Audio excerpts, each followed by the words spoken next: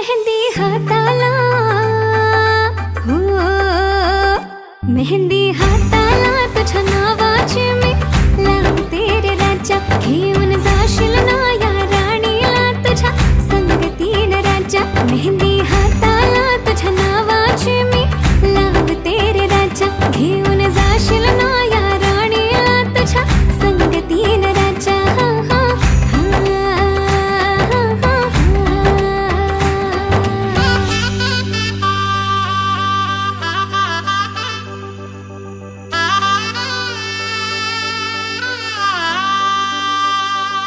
सजली ही नवरी बाई नवरोबासाठी ग.